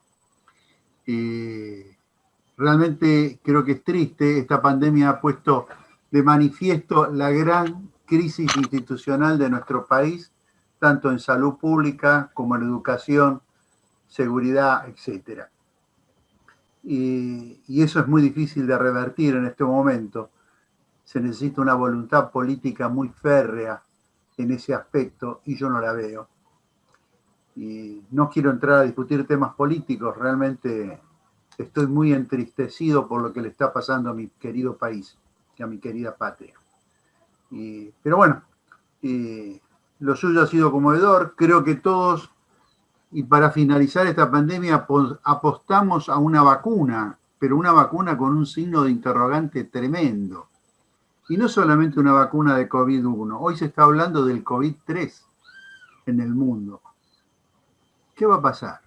Supongamos que tengamos el COVID-1, pero ya en febrero o marzo se habla de que vamos a tener el COVID-2.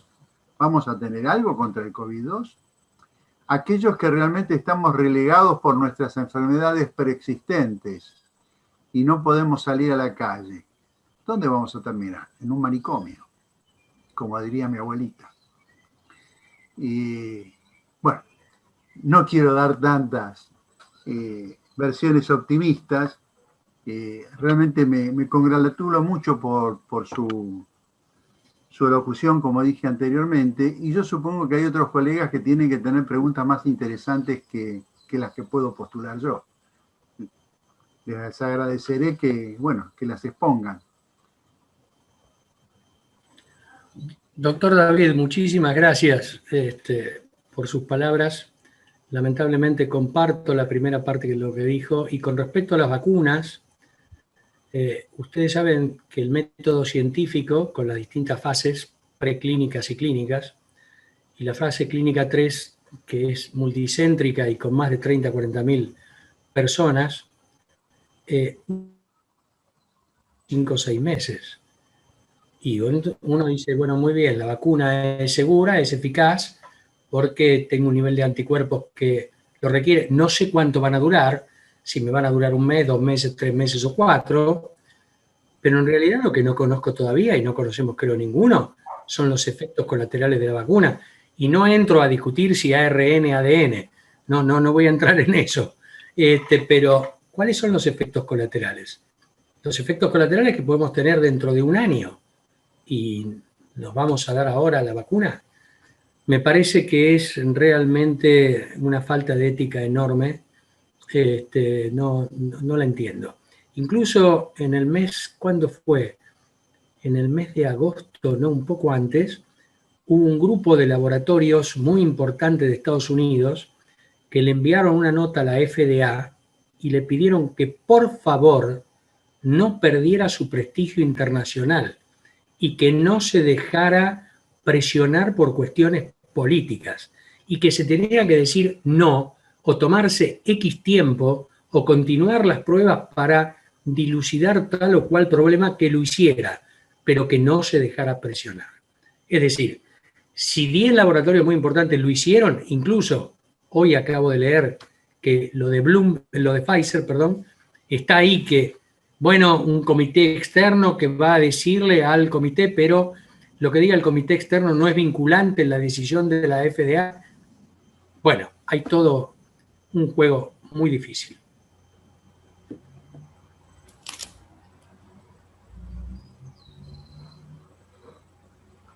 Adelante. Perdón, Gabriel, la doctora Ana Matilde parece que quiere hablar.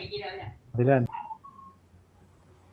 Bueno, muy agradecida, doctor, por todos sus datos, que realmente asustan, preocupan, pero son la realidad y tenemos que afrontar y cambiar. Y eso estamos totalmente de acuerdo. Yo, antes que nada, soy una ferviente apoyo a las vacunas. Se han salvado miles de millones de personas. Lo que no estoy de acuerdo con usted es que quieren politizar un montón de cosas, no solo el efecto de las vacunas, sino también juegan con cada cosa de los efectos colaterales, y que eso hace confundir a la gente y no le dan la verdadera, como usted dijo, basta de infodemias y comuniquen como se tiene que comunicar, que esa es la gran debilidad que tenemos.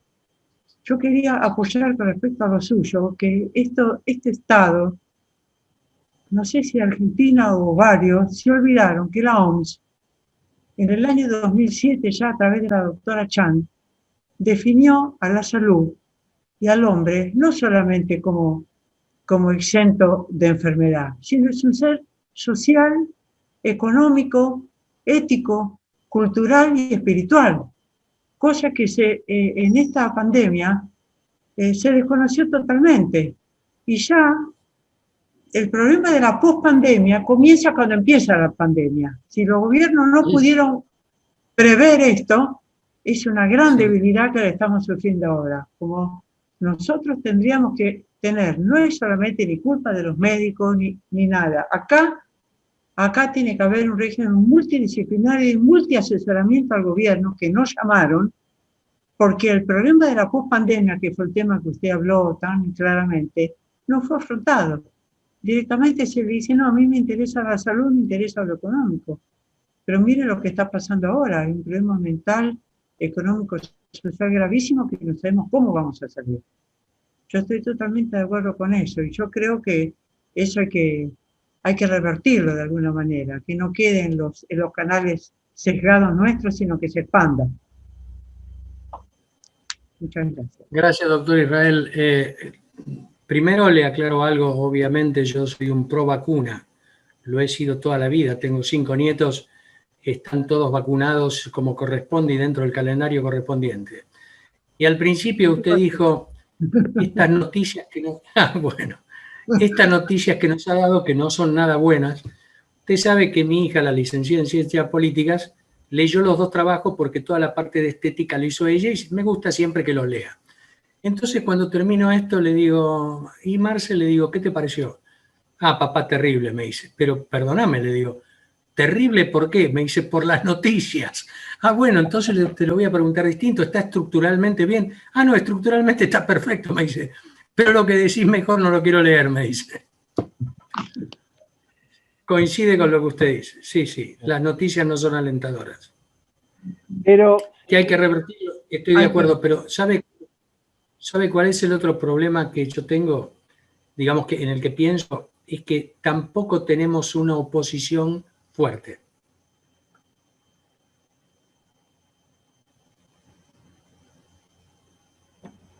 Es cierto, sin visión, sin líderes, sin criterios y sin programa, y eso trae mucha incertidumbre. Sí. Pero bueno, eso hay que pelearla día a día. Yo que Siempre estuve en terapia intensiva tantos años, estuvimos con el doctor Reuchi, que fundamos en Rivadavia la terapia intensiva, luchamos justamente por esta relación del hombre, de la mujer con el médico, con el paciente, y que eso prácticamente se lo debemos a los médicos en este momento, porque lo otro, la estructura, está muy, muy endeble y a veces oculta, incluso por las debilidades que tienen. Uno que lo vivió lo transporta un poco a lo que está pasando y realmente es bastante embromado. Tenemos que seguir con los valores, eso sí, con los valores humanos que siempre hemos defendido en nuestra época, los tenemos que seguir. Así es. Y no se puede más gastar de lo que se tiene. Exactamente. Y siempre... Economía de la casa, no se puede gastar más de lo que entra. Una frase del profesor Vicente Masáfero, viste, que siempre nos recalca, y también en AXA y en la Sociedad de Medicina del Trabajo, lo recalca. Hay que hacer, así como en clínica, en salud pública y en salud ocupacional, un buen diagnóstico. Y el diagnóstico no es decir, no, usted está sano. Si vemos que hay una entidad nosológica grave, bueno, hay que ver cómo le transmitimos al paciente. En salud pública pasa lo mismo, hay que hacer un diagnóstico. Este es el diagnóstico. Y en base a eso debe ya aplicar el tratamiento adecuado. Que los especialistas en salud pública en el mundo lo saben, pero sin ninguna duda, ni las sociedades científicas fueron convocadas, como tú bien dijiste, y la doctora Matilde, que desde el primer comienzo en la Asociación Médica Argentina formamos ese grupo tan hermoso interdisciplinario de varias sociedades científicas de tratar este tema de COVID en los protocolos que comenzamos, pero siempre fueron invitados amigos nada más del poder. Pero sin ninguna duda tenemos que seguir adelante y enseñando a los alumnos los valores que nosotros aprendimos y ver cómo hacerlo con las nuevas tecnologías también, como vimos en este curso. Pero bueno, es un gran desafío que tenemos por delante. Bueno, muchas gracias, Falasca. Hace un ratito se fue el pastor Rubén Carracedo porque tenía otra reunión en la Asociación Bautista, pero bueno, le damos gracias a él y lo vamos a tener también. Y es muy buen tema también en los adultos mayores y que otros que se ocupan de la problemática de los adultos mayores con seriedad puedan trabajar con nosotros interdisciplinariamente, dado que en el trabajo también la gente se jubila, son adultos mayores que tienen que seguir trabajando post pandemia o no, porque hay trabajos que son presenciales y otros trabajos que se pueden hacer home office. Bueno, Alejandro, tú cierras por favor. Y ahí está Ernesto también. Ernesto está. Adelante, Ernesto, que lo tenía perdido. Sí, bueno, primero el saludo para todos, la invitación para el próximo martes. Todo esto son invitaciones a pensar. Es muy interesante esta invitación a pensar y a pensar, por ejemplo, que hace poco el actual Ministerio de Salud era una Secretaría de Salud. Estas cosas que uno a veces se olvida con el tiempo, ¿no? Así que uno tiene que recordar y crear lazos de articulación y de cooperación técnica como para salir adelante de estas problemáticas. Es increíble, pero Argentina, un país tan maravilloso, con tan malos dirigentes, sin embargo, fue sobreviviendo a todo. No sé cómo vamos a sobrevivir a esto del 50%, y recuerdo el endeudamiento del gobierno anterior por 100 años. No sé cómo vamos a salir, pero sí confío mucho en algo que decía el doctor Jaritos. en nuestra juventud, en nuestros estudiantes, en lo que viene, porque nosotros somos parte de una realidad de cosas que no se han hecho bien. Esta es la realidad. No nos gusta, no es positivo, nadie puede salir desde ningún lado a decir fueron los demás, todos somos parte de esta querida nación y votamos gente que después es tan terrible, ¿no? Así que esto ha sido una invitación a pensar. La verdad que el doctor Falasca hace una visión muy concreta. No sé qué va a ser la pospandemia, pero va a ser muy duro por lo que quedó, por lo que está actualmente y por lo que vendrá. Pero yo confío mucho en nuestra juventud, en nuestra gente joven, con voluntad, con esfuerzo.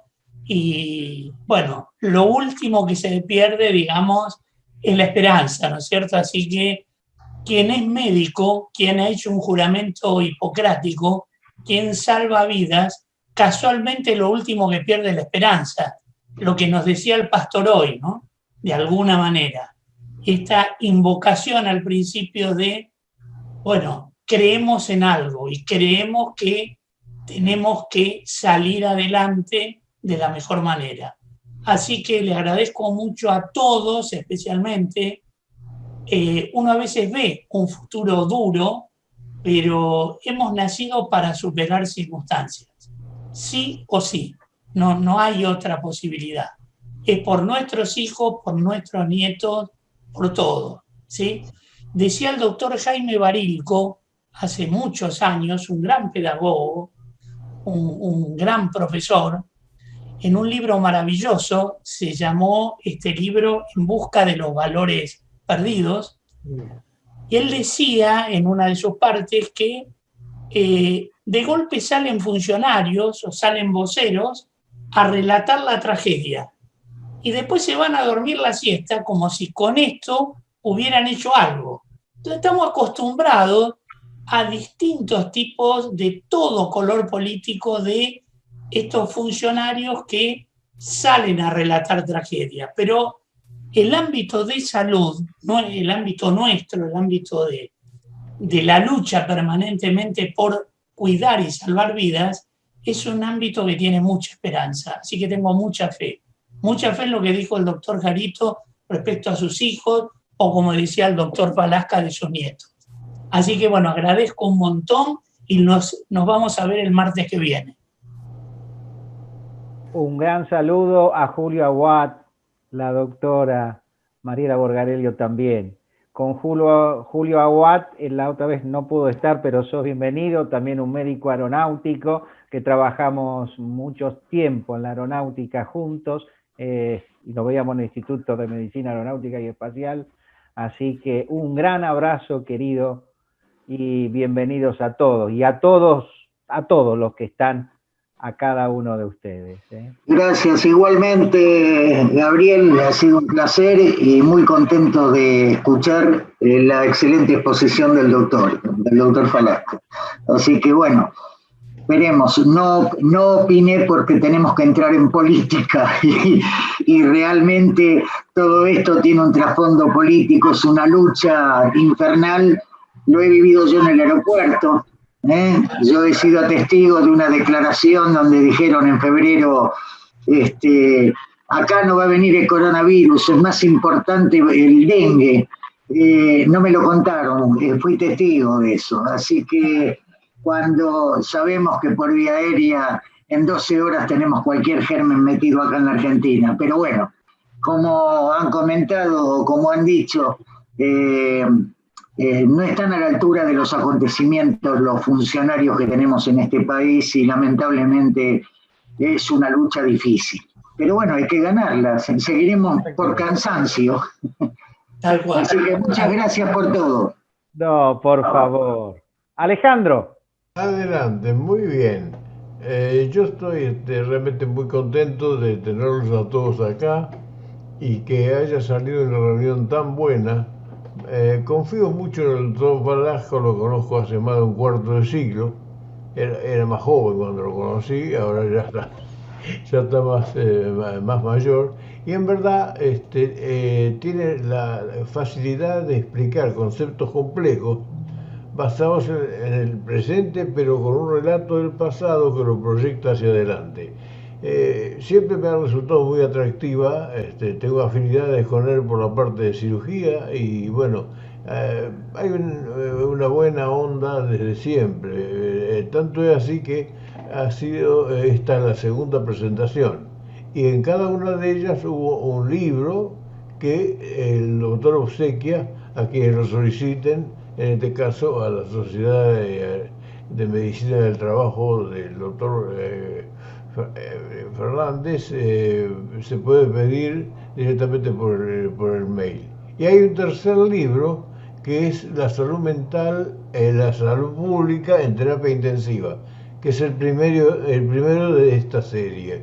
Estos libros me parecen que son muy ilustrativos, tienen datos concretos, no es un conjunto de lucubraciones, realmente se está hablando de cosas que están sucediendo y propone algún tipo de solución. De ahí a que los políticos lo lleven en la punta hay un mal, pero si no está planteada tampoco es posible llevarla a cabo. Así que bueno, en concreto, muchas gracias doctor Falasca por haber estado acá en esta reunión por segunda vez, le cabe la reiterada, ya lo contamos dentro del elenco estable.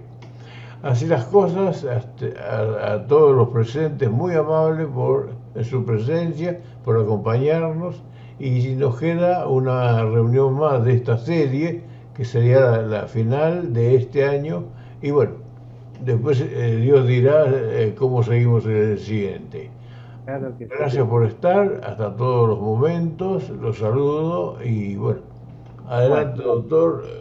Y un gran abrazo para vos, Alejandro, también, y a tu querida esposa también, que se mejore, es todos nuestros deseos y nuestras oraciones. Adelante, mañana va a salir todo muy bien y va a ser algo muy, muy importante también. ¿Anda bien su esposa, Alejandro? Bien, ya más o menos hay un plan de tratamiento que es importante porque, bueno, entró hoy ya, lo que pasa es que entraron un día de Franco, es todo un problema porque acá arman un mecano, mañana lo tiran y aparecen con otro proyecto. Pero está muy bien, ¿no? Que haya continuidad. Mañana le hacen el STEM y ya eso se va a ir solucionando. Claro. Esto es lo que yo trato de que sea, pero mañana tengo que ir con el famoso inflador, que es lo único que funciona en el país. Si uno va y las cosas empiezan a funcionar. Y otros amigos que tengo ahí me van a ayudar también en concretar el proyecto. Yo le decía hoy a algunos que pude encontrar, digo, mira, en nuestro país andan mejor las cosas por amistad que por derecho.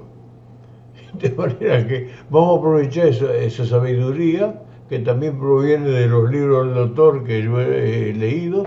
El doctor Carlos Falasca es un ilustrador de la historia. Y tiene que ver esto también con una última frase que Confucio nos dijo hace 25 siglos, que para imaginar el futuro tenemos que revisar el pasado. No hay manera. Nosotros venimos cuesta abajo hace mucho. Si no revisamos eso no vamos a entender a dónde vamos.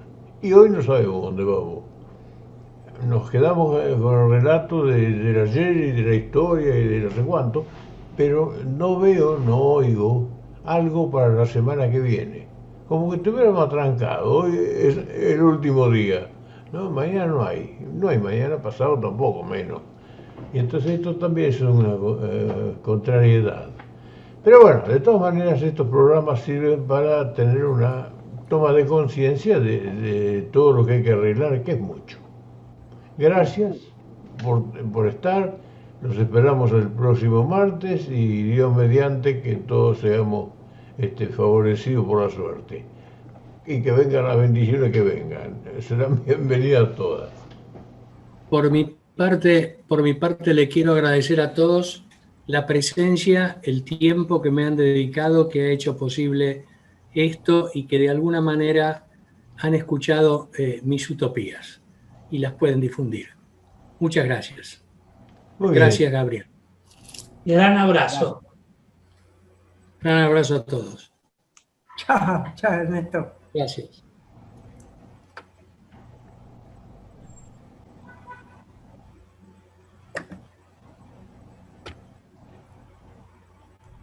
Gabriel, no te vayas, que quiero darte una noticia. ¿Cómo no? Muy bien. Un abrazo, Gabriel, gracias.